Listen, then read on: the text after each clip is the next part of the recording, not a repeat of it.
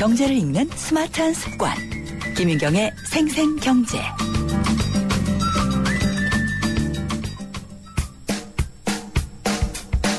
아하 경제와 함께하는 한뼘 경제. 경제 상식과 재미를 매일 한 뼘씩 키워드리는 시간. 오늘의 주제, 펭귄 효과. 물건을 살 때 미국인들은 성능을 보고, 독일인들은 내구성을 보고, 프랑스인들은 스타일을 보는데 반해서 한국인들은 눈치를 본다고 합니다. 필요한 물건을 사러 가서 몇 개의 후보를 놓고 어떤 것을 고를까 망설이면서 판단하지 못하고 있을 때 다른 사람들이 많이 샀다는 것만으로 그 물건을 선택하게 된다는 것인데요. 어떠세요? 공감하시나요? 전자제품 대리점에서 비슷한 가격대의 두 가지 제품을 놓고 둘 중에 어떤 게 잘 나가요? 하거나 별로 살 생각이 없다가도 마지막 하나 남았다는 말과 누군가 손을 뻗치는 모습에 자신도 모르게 혹했던 경험들을 생각하면 전혀 틀린 말은 아닌데요. 이것을 펭귄 효과로 풀어볼 수 있습니다. 펭귄 효과란 어떤 제품에 확신을 갖지 못하다가 주위에 누군가가 사면 선뜻 구매 대열에 합류하는 현상을 말합니다. 펭귄은 먹이를 구하려면 바다에 뛰어들어야 하는데요. 천적이 두려워 쉽게 뛰어들지 못하죠. 그러다 어느 한 마리가 물속으로 들어가면 다른 펭귄들도 따라서 우르르 들어갑니다. 그래서 펭귄 효과란 말이 생겨난 것이죠. 선두주자가 나타나면 구매가 폭발적으로 늘어나는 현상을 가리키기 적당하니까요. 기업에서는 펭귄 효과를 마케팅으로 활용하기도 합니다. 누가 가장 먼저 뛰어들 펭귄인지를 찾아서 그 주변의 다른 펭귄들이 바닷물에 함께 뛰어들 수 있게 하는 것인데요. 가장 먼저 뛰어들 펭귄으로 쉽게 떠올릴 수 있는 건 연예인이죠. 유명 연예인이 입고 방송에 나와 판매가 크게 늘었다는 얘기, 아이돌 스타가 갖고 있는 모습이 사진으로 SNS에 퍼져 그 물건에 관심이 집중돼 매출이 올라간 이야기. 이런 것들이 펭귄 효과로 설명될 수 있지 않을까요?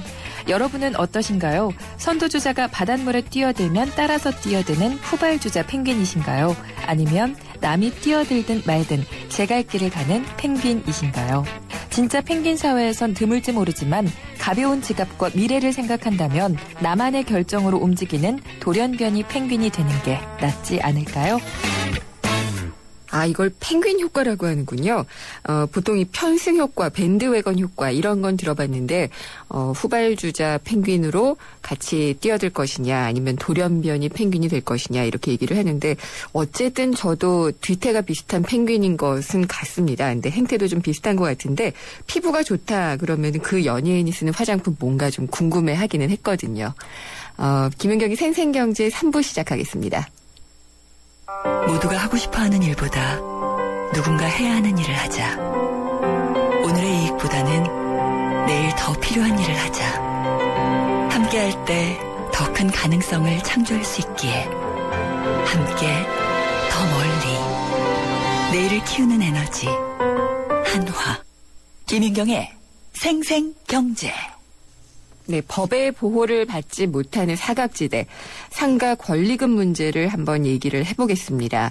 요즘 특히 문제가 되는 것이 이런 권리금 제도를 악용을 해서 돈을 벌려는 사람들이 있습니다. 일부 부동산 업자와 건물주들의 횡포인데 어제 오죽이었죠. 용산 참사.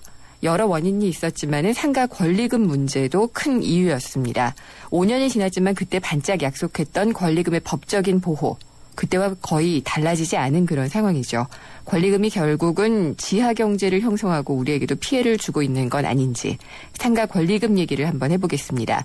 착한 부동산 투자 연구소 장인석 대표 전화로 연결했습니다. 안녕하십니까? 네, 안녕하세요. 장인석입니다. 네. 해외에서는 거의 찾아볼 수 없다고 하던데 우리는 권리금이 어떻게 형성이 된 건지는 모르겠지만은 아주 관행적으로 뿌리가 깊게 형성이 돼 있어요. 권리금이 뭐다라고 좀 얘기를 할 때 어떻게 설명을 해 주시겠습니까? 간단하게 말씀드리면은 이제 미래에 발생할 수익금을 미리 이제 돈으로 환산해서 서로 주고받는 거죠. 네. 그러니까 이제 그동안 앞으로 내가 돈을 이만큼 벌 수 있는 권리를 상대방한테 양도한다 이런 뜻입니다. 그걸 돈으로 환산하는 거죠. 예. 근데 이게 언제 형성이 됐나요? 이것은 이제 우리나라가 그 경제개발에 의해서 네. 그 장사가 이제 잘 되던 이제 60년대부터 이제 명동이라든지 이렇게 장사가 잘 되는 곳을 중심으로 네. 그 형성이 됐는데 언제부터 정확하게 됐다고는 이제 기록은 없습니다. 네. 그러나 이제 상식적으로 생각해 보면은 누군가가 장사를 하는데 한 달에 돈을 다른 데에 비해서 많이 번다 이겁니다. 그러면 그곳을 원하는 사람들이 있지 않겠습니까? 그렇죠. 그럴 때 그것을 무상으로 내줄 사람은 없단 말이죠. 네. 그 주인의 어떤 암묵적인 무기나 하에 예. 그 돈을 주고 서로 이제 주고 받고 파는 거죠. 근데 주인 입장에서 보면은 본인한테 손해될 게 없는 게 장사가 잘 되면 자기네 땅값도 많이 올라가는 것이고 네.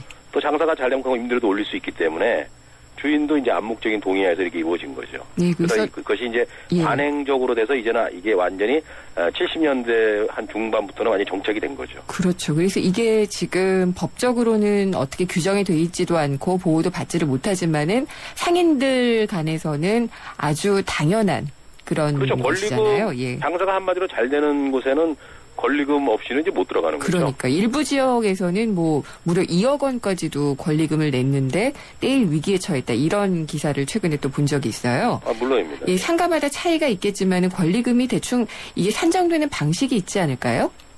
이제 권리금이 되게 이제 뭐 바닥 권리금, 영업 권리금, 그다음에 시설 권리금 이런 식으로 나눠져 있긴 네. 하지만 요즘은 인테리어 자체를 다 이제 뜯어 고쳐서 다시 하는 경우도 많고 하기 때문에 네. 보통은 통합해서 이제 권리금을 형성이 되는데요.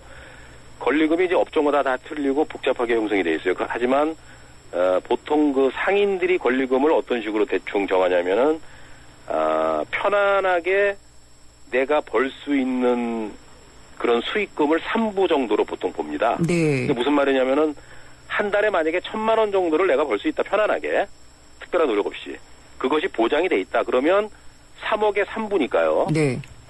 죄송합니다. 아니, 1,000만 원을 벌 수 있다. 그러면 1,000만 원의 네. 3부니까 한 3억 정도가 이제 권리금이다 이렇게 생각하는 겁니다. 네.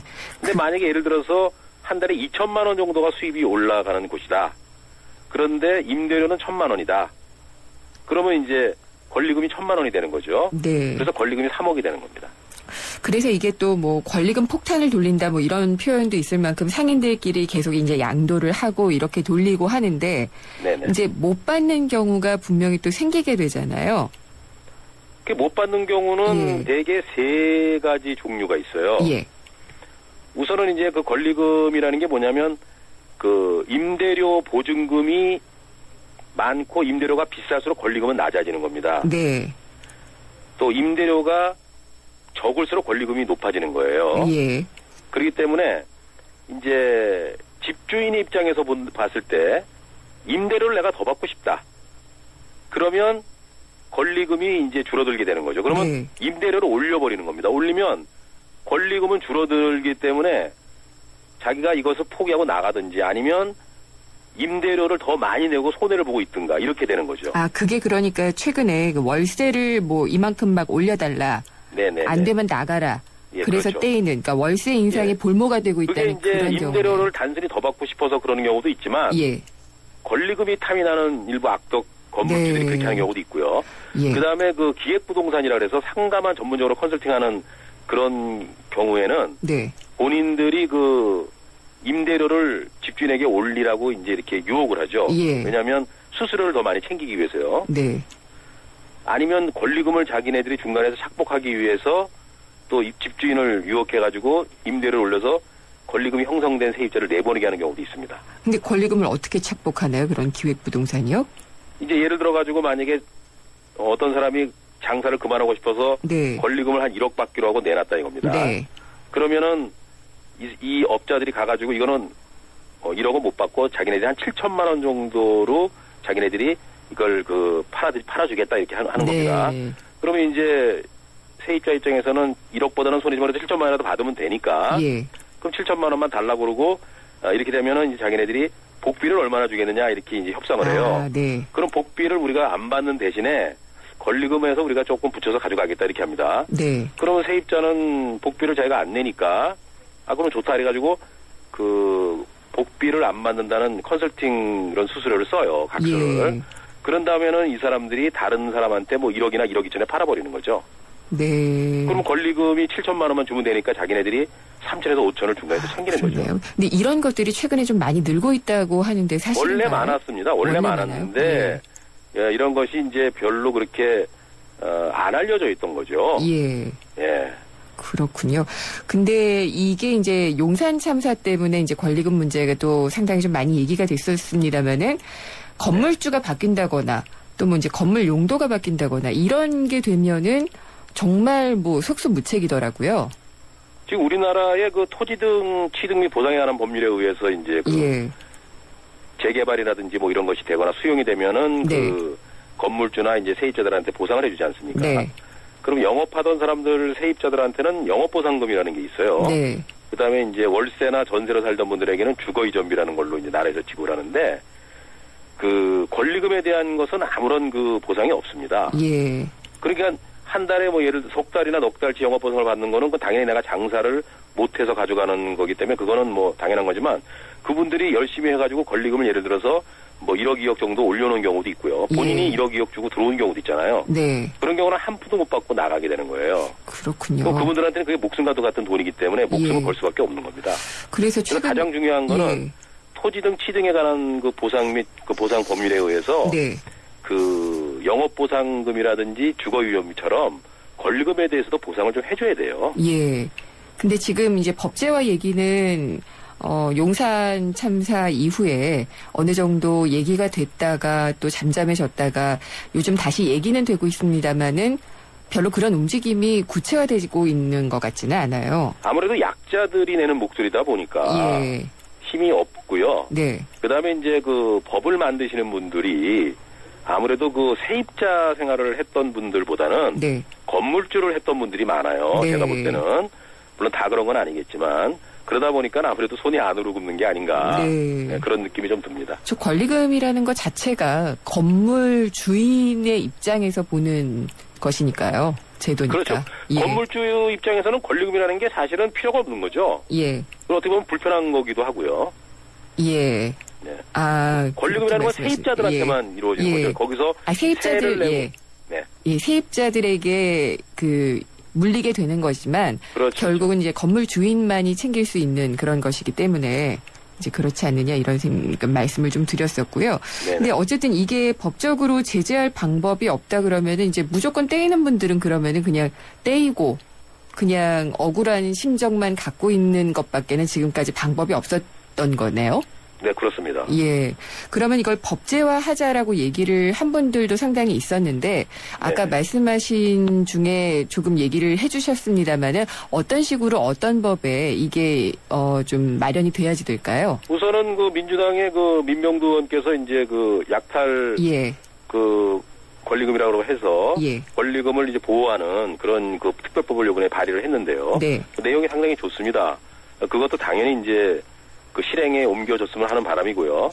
또 한 가지는 국가에서도 이제 그 이 권리금을 보상해주겠다고 하는 그런 의지를 표명을 해야 돼요. 네. 그게 가장 중요합니다. 그래야 이제 일반 국민들도 따를 거 아니겠습니까? 그렇죠. 근데 아까 말씀드렸던 토지 등 취득 및 보상에 관한 법률. 예. 우리나라 같은 경우에 개발을 하면 이제 땅을 수용을 합니다. 예. 재개발도 그거 하나의 한 과정인데 개발 과정인데 예. 그럴 때 권리금에 대해서는 보상이 없다는 겁니다. 네. 그래서 그런 권리금에 대해서도 일부 얼마를 보상을 하겠다. 예. 그러한 그 산정 내용이나 산정 방법을 법제한다면 앞으로 이 특별법 같은 경우도 충분히 좋은 그런 법으로도 발의가 됐다고 이렇게 생각합니다. 네. 그러니까 민병두 의원이 발의한 것이 상가 권리금 보호에 대한 특별법. 네. 네, 이것에 대한 것이었고요. 지금 이제 있는 법이라고 하면은 상가 건물 임대차 보호법인데 되고 있죠. 예. 이게 법 보호 대상이 서울에서는 환산보증금 4억으로 돼 있었는데 작년까지 3억이었고요. 예. 이 늘어났죠. 환산보증금이라는 건 또 어떤 건가요? 이제 전세금으로만 한다 그러면 임대를 할 때 이제 전세로만 한다 그러면 4억까지 된다는 거고요. 예. 대개 이제 보증금 얼마, 임대료 얼마 이렇게 하잖아요. 예. 그러면 보통 2억에 2천만 원이다. 네. 2억에 200만 원이다. 그러면 200만 원을 그 100으로 곱하면 2억이잖아요. 예. 그렇게 해서 4억. 여기까지만 이제 해당이 된다는 얘기입니다. 네. 그러니까 임대 보증금이 3억이고 월세가 100만 원인 경우도 되고 네. 임대 보증금이 4억까지인 경우도 된다 이런 얘기죠. 그렇군요. 예, 만약에 근데 이런 예. 임대 보증금은 1억인데 월세는 400이다. 예. 그러면 이게 환산하게 되면 5억이 되지 않습니까? 네. 이런 경우에는 상가건물 임대차 보호법의 적용 대상이 아니다 이런 얘기죠. 그렇군요. 네. 근데 지금 이제 보통 이렇게 권리금을 반환받지 못한 세입자에 대한 이거는 법이 없기 때문에 통계는 없겠습니다만은 이런 이런 경우에는 이제 임대차 보호법을 못 받으면 대항력이 인정이 안 돼요. 예. 만에 하나 이제 상가 건물이 그 경매로 넘어가거나 이렇게 되게 되면은 네. 그 대항력 자체를 인정을 못 받기 때문에 네. 상당히 위험의 소지가 있죠. 그렇겠네요. 그렇기 때문에 예. 이런 경우에는 전세권 설정을 해야 됩니다. 예. 그러면 이제 100% 다 보장을 받을 수 있는데 대개 상가 건물들을 보면은 그 은행을 통해서 1순위로 근저당을 보통 설정을 많이 하거든요. 네. 그렇기 때문에 2순위로 또 전세권을 얻게 되면 일부만 또 찾게 되는 그런 경우도 있기 때문에 네. 어쨌든 이 환산보증금이 4억이 넘는 그런 물건을 만약에 그 계약하실 때는 전세권 설정을 일단 1순위로 할 수 있도록 이렇게 해야지만이 법적으로 보호를 받아요. 네. 그렇군요. 그리고 이제 그러면은 어쨌든 특별법이 발의가 되고 이제 마련이 되기까지는 우리가 임대차 보호법 관련해서 개정하는 쪽으로 좀 얘기를 해야지 될 것 같은데 가장 시급히 보장되어야 될 부분은 어떤 부분이라고 보시나요? 임대차 보호법에서 아무래도 이제 액수를 좀 증액을 해야 되겠죠. 액수요? 예. 예. 왜냐하면 환산보증금이 4억이라 그러면 네. 사실 강남이나 명동이나 이대나 홍대 같이 이렇게 장사가 어느 정도 잘 되는 곳의 상인들은 거의 다 해당이 안 됩니다. 네. 네. 그렇군요. 그러면 액수를 뭐 어느 정도다라고 얘기하기에는 지금 뭐 어떤 기준을 얘기하시기는 조금 쉽진 않을까요? 예, 그거는 아무래도 연구를 좀 많이 해봐야 될 것 같은데 예. 상가건물 임대차 보호법에 만약에 액수를 무한정 늘리는 게 어렵다고 한다면 네. 그 어떤 다른 방법으로 저 상인들의 어떤 그 임대보증금이 법적으로 그 보호를 받을 수 있는 그런 장치를 또 하나 만들어도 됩니다. 네. 그리고 이제 권리금 피해를 일단 현실적으로 최소화하기 위해서 상가 임대 계약서를 쓸 때 최대한 조심하고 확인해야지 될 부분은 어떤 걸까요? 그래서 이게 이제 예를 들어가지고 주인하고 이제 건물주하고 계약을 할 때는 네. 건물주들이 보통 그 권리금은 이제 인정하지 않는다 이런 그 단서를 보통 달아버려요. 예. 그렇기 때문에 이제 그 무슨 분쟁이 발생했을 때는 이제 건물주는 모른다 이런 식으로 네. 나가는 건데 예. 예를 들어가지고 집주인이 만약에 권리금을 받는 경우도 있어요. 네. 임대인이 권리금을 아예 처음에 받아가지고 시작하는 경우도 있습니다. 네. 임차인끼리 서로 거래하는 경우 말고요. 예. 그런 경우에는 이제 권리금에 상당하는 정도의 수익을 이제 낼 수 있는 기간을 임대차 기간을 미리 정해야 되겠죠. 그거는 그 양자간에 정하는. 그렇죠. 예. 그런 것들을 좀 주의를 만약에 해야지 이제 된다. 고액의 권리금을 임대인이 만약에 달라고 할 수도 있지 않습니까? 이럴 예. 때는 임대차가 이제 종료됐을 때 그 임차권을 양도할 수 있는 거는 임대인이 이제 허락한 거기 때문에 네. 내가 다른 임차인으로부터 이만큼 권리금을 내가 받게 해달라라는 단서를 조항을 이제 달아야 되겠죠. 네, 어쨌든 이게 좀 법제화가 돼서 법의 보호를 받을 수 있는 그런 게 되는 게 가장 중요하겠군요. 네, 그렇습니다. 상당히 네. 이게 권리금이 까다로운 내용이고 네. 지금 법에 없는 내용이기 때문에 상당히 많은 문제가 야기가 될 수 있어요. 네. 그래서 용산 같은 그런 불행한 사건도 일어났던 것이고요. 네. 그렇기 때문에 이것은 대해서, 슬기롭게 잘 해결을 해야 된다고 봅니다. 법제화시켜서요. 예, 알겠습니다. 오늘 말씀 감사드립니다. 네, 감사합니다. 착한 부동산 투자연구소 장인석 대표였습니다. 나랑 결혼해줄래? 내 속까지 폴 스테인리스로 건강하고 깨끗하게 지켜주고 아껴주고 싶으니까 쿠쿠 풀 스테인리스 2.0 에코. 매일 너와 쿠쿠하고 싶어. 쿠쿠. 안녕하세요. 한우 지킴이 이승기입니다. 그냥 소고기랑 한우 겉모습만으로 구분하긴 어려우시죠? 구입하는 한우의 라벨을 확인하세요. 등급과 혈통, 품종의 이름까지 한눈에 볼 수 있으니까 믿을 수 있습니다. 한우 자조금. 네, 잠시 후 4부에서는 노무 상담 있습니다. 잠시 후 4부에서 뵙겠습니다. 여보, 우리 집 도로명 주소 알아? 그럼 당연하지. 대안길 5번이잖아. 벌써 알고 있었네? 도로명 주소는 도로 왼쪽에는 홀수, 오른쪽에는 짝수 번호 건물이 순서대로 있으니까 도로 이름과 건물 번호만 기억하면 쉬워. 와, 알려주기도 찾아가기도 정말 편하겠네. 네, 각종 민원 신청할 때도 우편물을 보내거나 길 찾을 때도 이젠 도로명 주소. 도로명 주소 홈페이지나 주소 찾아 앱에서 우리 집 주소를 꼭 확인하세요. 이 캠페인은 국민의 안전과 행복을 생각하는 안전행정부와 함께합니다. 살아있는 뉴스 깨어있는 방송 한국의 뉴스 채널 YTN 뉴스 FM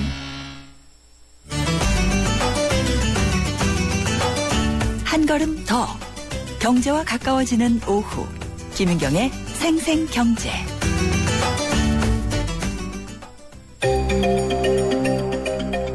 사상 최악의 카드사 개인정보 유출 사태. 상황이 일파만파 번지자 해당 카드사 최고 경영자들이 사과에 나섰습니다. 사과로 끝날 일 아니었죠.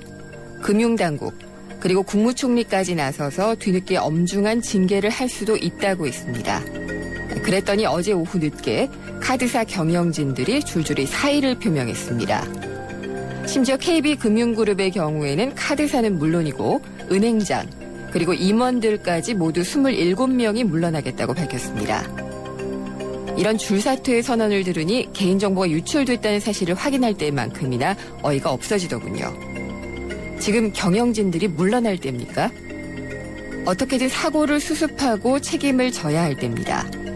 이런 줄사퇴는 무책임한 행위입니다. 반발 여론이 뜨거웠고 정치권과 당국이 물러나지 않고서는 안 될 만큼의 눈치를 줬다고요? 그래도 물러나서는 안 됩니다. 직접적인 연관이 없는 임원진들까지 다 물러나게 되면은 사태 수습을 위한 조치들의 결재는 누가 하고 또 누가 지휘를 하나요? 물러나는 거 좋습니다. 단 비난받을 게 있다면 비난받고 이번 사태를 마무리를 철저히 한 후에 물러나십시오. 그것이야말로 진정 책임 있는 경영자의 자세입니다. 정치권도 뒤늦게 채찍질에만 나서는 것 아닐까요? 개인정보보호법 개정을 위해 애써온 분들도 있지만 지금 잘못한 사람 물러나라 이런 얘기에서는 소용이 없습니다. 어떻게 법 개정을 해서 금융사들의 보안의식을 강화시킬 수 있는지 구체적인 정책 입안에 더 신경 쓸 때입니다. 각자의 자리에서 책임을 다하지 않으면 이런 일 또 터질 겁니다. 김윤경의 생생경제 4부 시작하겠습니다.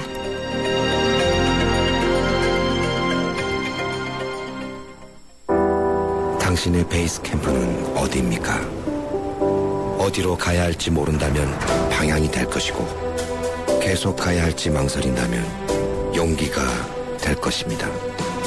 베이스 없는 정상은 없습니다. 세상의 베이스가 되다. 포스코. 소치의 감동부터 브라질의 열기까지 LGTV로 바꾸시면 더욱 생생해집니다. 울트라 HD TV, OLED TV, LED TV 구입 시 최대 200만 원 캐시백 혜택을 드립니다. 2월 23일까지 행사 제품이 하나면 홈페이지를 참조해주세요. 전자제품 쇼핑은 베스트샵에서. 베스트샵. 세상의 베이스가 되다 포스코 협찬으로 김윤경의 생생경제 4부 시작합니다. 창업 도전에서 실전까지 시간이 마련되어 있는데요. 스타트 비즈니스의 김상훈 소장님 오늘 스튜디오에 직접 나오셨습니다. 안녕하십니까? 네, 안녕하세요. 김상훈입니다. 네. 이 외식업 창업. 다들 뭔가 창업을 해야겠다라고 생각하면은 먹을 것부터 생각하시는 것 같아요. 그렇습니다. 근데 또 실패도 많잖아요. 그렇죠. 예. 예. 근데 그래도 창업 수요가 외식업에 제일 많은 것은 무슨 이유일까요? 사실은 늘 참 우리 창업자 입장에서 본다면 좀 내 가진 조건 그리고 특별하게 준비하지 않아도 좀 적어도 내가 이전 살아왔던 조직 생활보다는 좀 어떻게 하면 행복하고 여유롭고 네. 좀 폼도 좀 잡고 이렇게 독립할 수 있을까 이게 늘 꿈꾸는 것 중에 하나인데요. 네. 그러다 보니까 아무래도 사실은 이 외식업 창업 그러면 사실은 이 외식업 창업이 갑자기도 부각되는 게 특히 2000년 이후가 저는 상당히 좀 어떤 시발점이 됐다라는 생각이 네. 드는데요.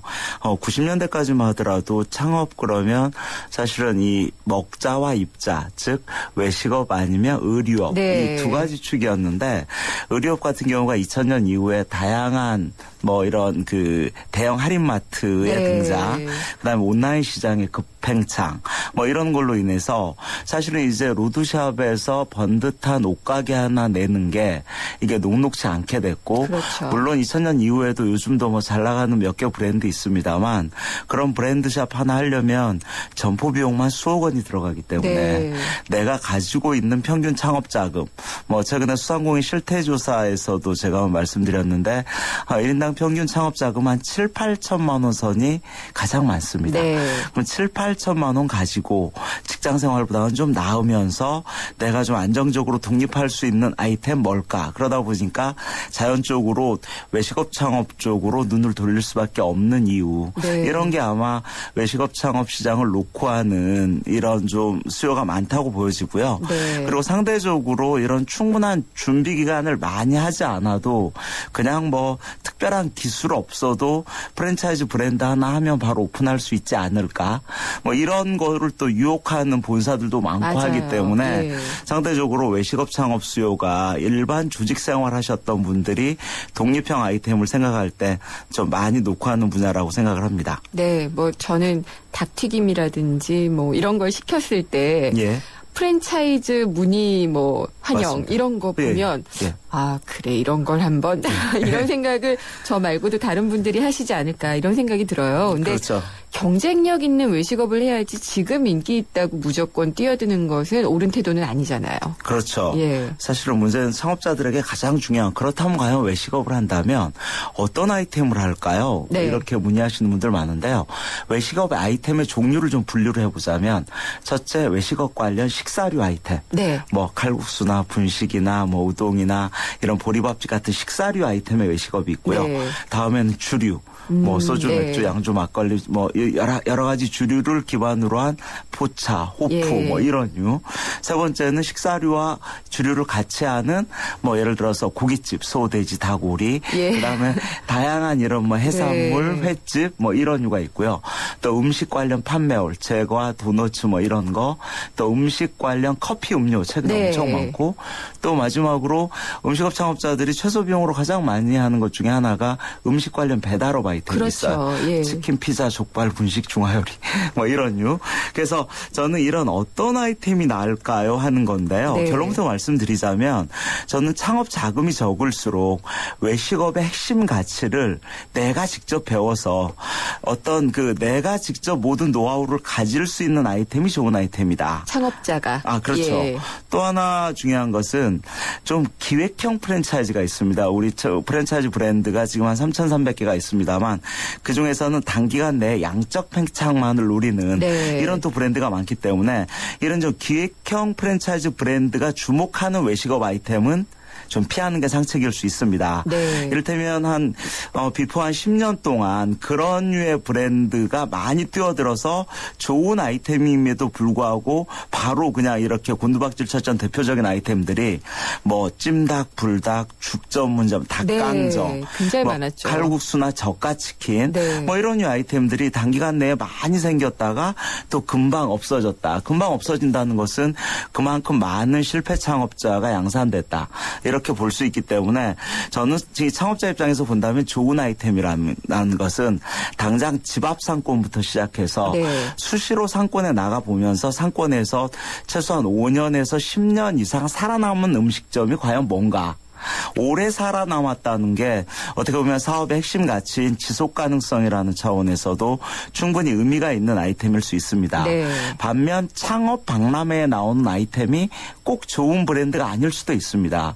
창업 박람회는 공식적으로 얘기하면 뭐 다양한 기획형 프랜차이즈 본사부터 이런 프랜차이즈 본사들의 공식적인 영업 공간일 수 있기 때문에 1호점의 업력이 1년도 안 된 브랜드도 번듯하게 해서 투자자를 유치하는 이런 게 어떻게 보면 창업 박람회일 수도 있기 때문에 그런 쪽을 가는 것보다는 저는 직접 상권에서 좀 숨어있는 알짜 아이템을 찾는 게 중요하다.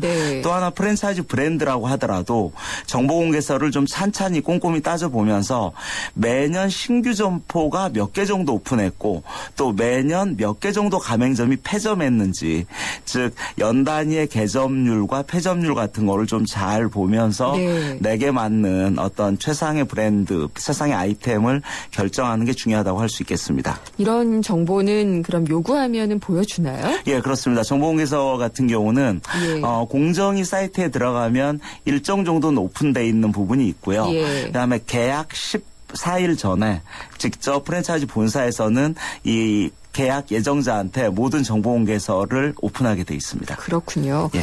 그리고 말씀하셨지만 상권이 또 상당히 중요하잖아요. 그렇습니다. 근데 직접 경험을 한 것이 가장 좋겠지만 그렇지 않을 경우도 많이 있고요. 예. 좋은 상권과 나쁜 상권, 그리고 또 이 점포를 봤을 때도 좋은 점포와 아닌 점포, 이거 어떻게 구별을 해야 되나요? 사실은 외식업 창업을 하는 데 있어서 상권이 미치는 변수가 전체적으로 사실은 어떻게 보면 상당 부분을 차지하지 않느냐. 어떻게 보면 외식업, 음식 장사의 상당 부분은 몫이 중요한 게 아니냐. 뭐 이런 얘기는 네. 뭐 일부 뭐 많은 곳에서 들어서 아마 일반 창업 예정자들도 잘 알고 있을 텐데요. 네.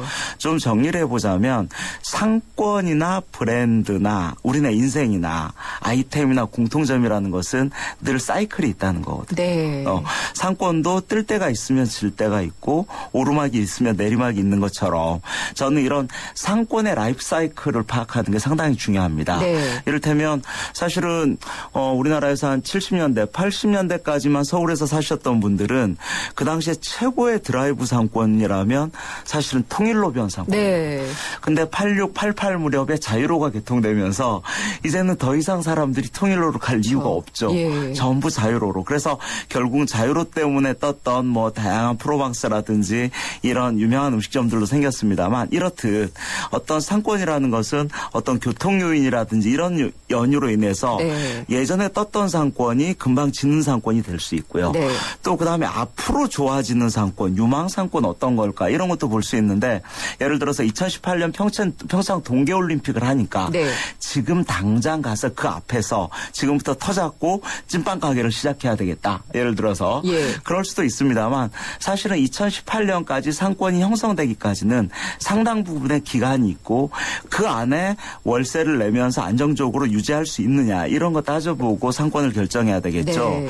또 좋은 상권이라고 하더라도 모든 골목이 다 살아있는 골목은 아니라는 예. 거죠. 이를테면 살아있는 골목, 죽어있는 골목이 있기 때문에 저는 골목 자체가 살아있는 골목.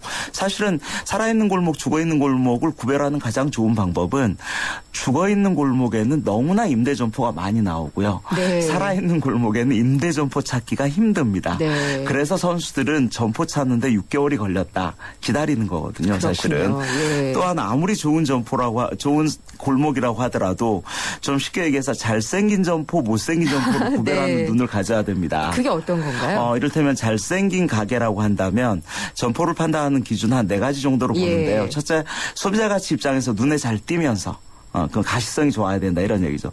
눈에 잘 띄어도 소비자들이 내 가게 안으로 정말 이렇게 쫙 접근하기에 편한 네. 이런 가게. 근데 갑자기 가게 앞에 계단이 5개 정도 있다면 예. 접근력이 떨어질 수 있고 그렇겠죠. 또 1층보다는 지하나 2층이 접근성이 떨어질 수 있다 이렇게 볼 수 있겠죠. 세 번째는 편의성. 네. 주차하기는 좋은지 안에 화장실이 있는지 없는지. 네. 그리고 마지막 기준은 역시 경제성이죠. 야 정말 가시성, 편의성, 접근성이 다 좋은데 월 임대료가 10평 가게가 엊그저께 저기 홍대 상권에 보니까 실평수 16평 가게가 보증금 5억에 월세 2,500만 원. 그걸 낼 수 있을까요? 예, 그렇죠. 그래서 이렇게 보면 아무리 좋은 점포라도 월 임대료가 이렇게 높다 그러면 네. 이거는 정말 건물주를 위한 노예가 될 수밖에 없는 그렇죠. 이런 일도 있기 때문에 이런 점포 부분 좀 잘 판단을 해서 어떤 점포를 잘못 선택함으로 인한 어떤 실패 사례가 되지 말아야 된다 이렇게 좀 생각을 합니다. 네. 그리고 또 외식업 하시는 분들 보면은 다 이게 사람 장사다라는 말을 자주 하세요. 예. 그러니까 직원 관리나 이 뭐 주방장도 될 수가 있고요. 이런 분들을 잘 관리를 해야지 되는데 예. 효율적인 사람 관리법에 대해서 좀 정리를 해주시죠. 참 중요한 부분인데요. 네. 저는 지금까지 창업 예정자들은 외식 소비자로서는 다들 완벽한 시각을 가지고 있습니다. 네. 이거를. 하지만 외식 경영자로서는 다들 초보가 많기 때문에 네. 주변에 가까운 우리 집 앞에 음식점 사장님들이 도대체 아침 몇 시에 일어나서 저녁 몇 시에 주무시는지부터 시작해서 도대체 외식 경영자로 산다는 게 도대체 어떤 생각을 가지고 어떤 마음, 어떤 스타일로 살아가는가에 대한 창업자 스스로의 좀 외식업 스타일로 나를 변신시키는 노력 중요하고요. 그분을 그러면은 한번 계속 관찰을 하면서 좀 라이프 사이클을 봐야겠네요. 도대체 음식업을 한다는 개념에서 가장 큰 즐거움이 뭐고 가장 힘든 게 뭐고 정말 희노애락이 뭔지 이런 거 좀 잘 관찰하면서 두 번째 사람은 역시 선수 창업자 옆에는 선수 직원들이 있거든요. 네. 직원 관리. 나 혼자 하는 데는 한계가 있기 때문에. 그렇죠. 하지만 직원 관리 가족처럼 대하면 되는 거 아닌가요? 이런 얘기 다 아는 얘기죠. 저는 좀 선수 창업자들은 요즘 보면 가장 중요한 게 선수 창업자들은 반드시 이 직원들 특히 이 왕처럼 대접받는 직원들의 활기를 팔아야 됩니다. 이런 얘기합니다. 좀 왕처럼 대접해 줄 수 있는 특히 직원들의 미래 가치까지 담보해 줄 수 있는 이런 거 중요하고요. 특히 뭐 두말할 필요가 없는 까다로운 우리 고객들 어떻게 정말 만족도를 높일 수 있을까 이런 부분까지 좀 잘 감안을 해야 되겠다는 생각이 듭니다. 알겠습니다. 외식업 누구나 할 수 있지만 또 누구나 할 수 없는 아이템이라는 그런 말씀이셨는데 사람 관리까지 얘기를 해주셨습니다. 오늘 말씀 잘 들었습니다. 예, 고맙습니다. 스타트 비즈니스 김상훈 소장이었습니다. 생생경제를 다양하게 만나는 방법.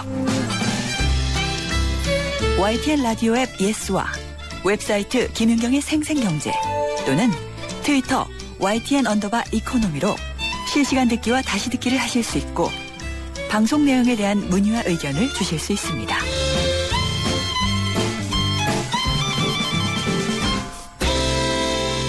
네, 김윤경의 YTN 생생경제 오늘 노무 상담이 있습니다. 노무법인 천지의 박기현 노무사가 바로 답변을 해드립니다. 노무사님 안녕하십니까? 예, 안녕하십니까? 네, 설이 얼마 안 남았어요. 예, 맞습니다. 이제 한 열흘 남았네요. 상여금 기다리시는 분들 많을 텐데 그렇죠, 많죠. 이번에 아무래도. 통상임금 이것과 관련해가지고 상여금 풍속도가 좀 바뀐 게 있을까요? 글쎄 이제 정기 상여금. 근데 이제 설과 관련돼서 이제 추석도 마찬가지입니다. 요렇게 이제 나가는 상여금이 결국 이제 정기성을 가지게 되면 요 역시 통상임금의 범주에 들어가게 되거든요. 그렇기 때문에 뭐 대기업은 모르겠습니다만 또 중소기업 같은 경우는 이것마저 이제 통상임금에 들어간다면 이 부분에 대해서 이제 지급의 어떤 금액이라든가 또 어떤 지급 시기 부분에 대해서 고민들 많이 하실 수 있습니다. 정기적으로 주던 걸 갑자기 좀 바꾼다든지. 예, 그렇다가 금액을 또 어떻게 또 조정한다는 것까지도 생각할 수도 있겠죠. 경영하는 쪽에서는 생각을 하게 되시겠지만 이게 참 이게 대기업은 별 문제가 없을 것 같기는 해요. 대기업 같은 경우는 워낙 뭐 여력이 있으시니까. 중소기업 그렇습니다. 같은 경우에는 이게 오히려 더 안 좋아지는 게 아닐까. 그럴 가능성도 있습니다. 걱정이 되는 부분이 있습니다. 예. 그리고 이제 상담 들어온 내용 알려드릴게요. 2149님인데요. 진폐산재 유족이라고 하십니다.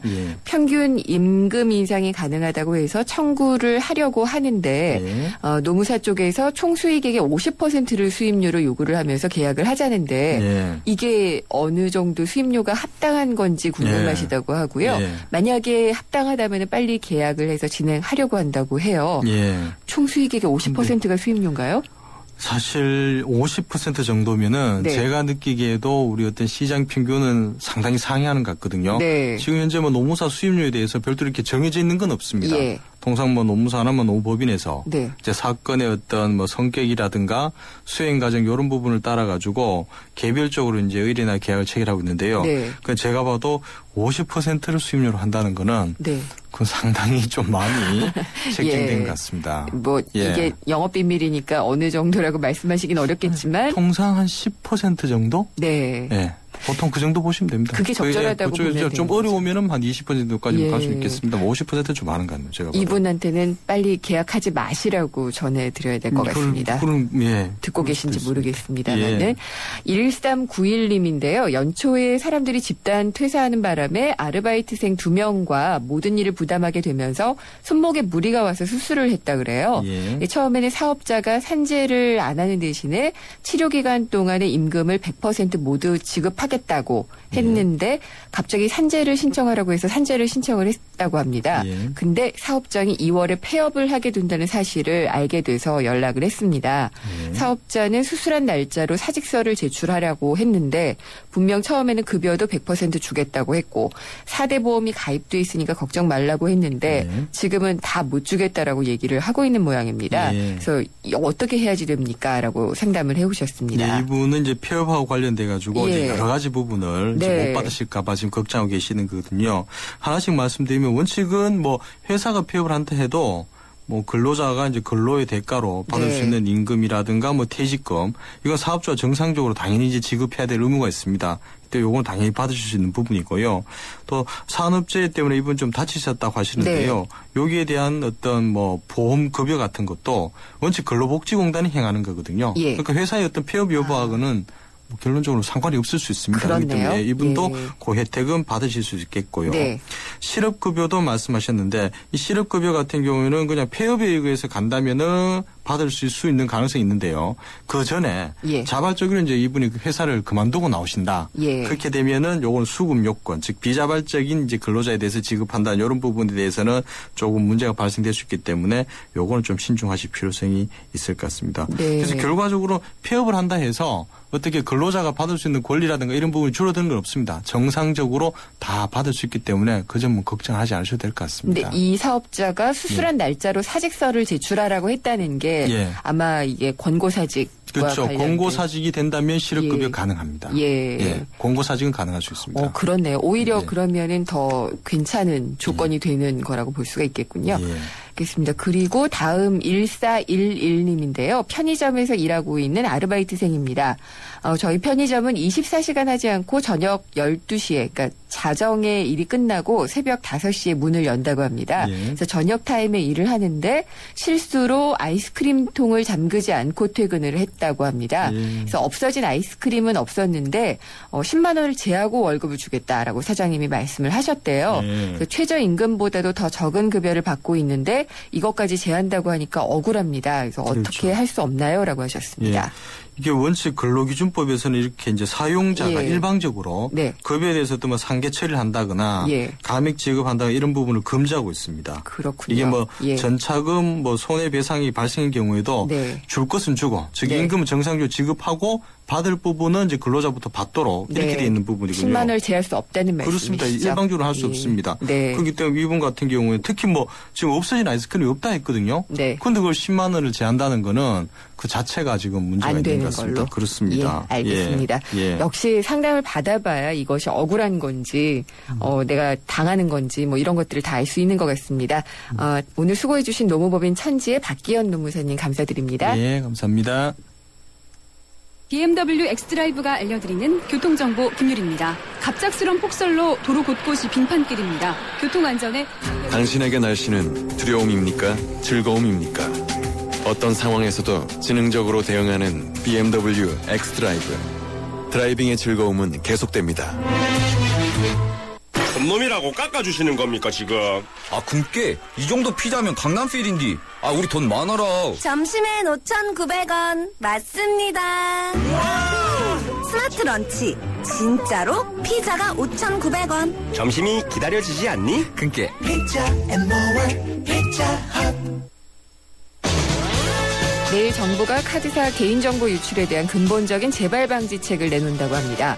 카드 만들 때 너무 여러 가지 개인정보를 요구해왔던 걸 고친다든지 또 카드를 해지한 고객의 정보는 삭제하도록 한다든지 징벌적인 과징금을 금융사에 물린다든지 또 유출시킨 사람에게 형사처벌을 강하게 한다든지 이런 내용들인데요. 일단 내일 발표 지켜보도록 하겠습니다.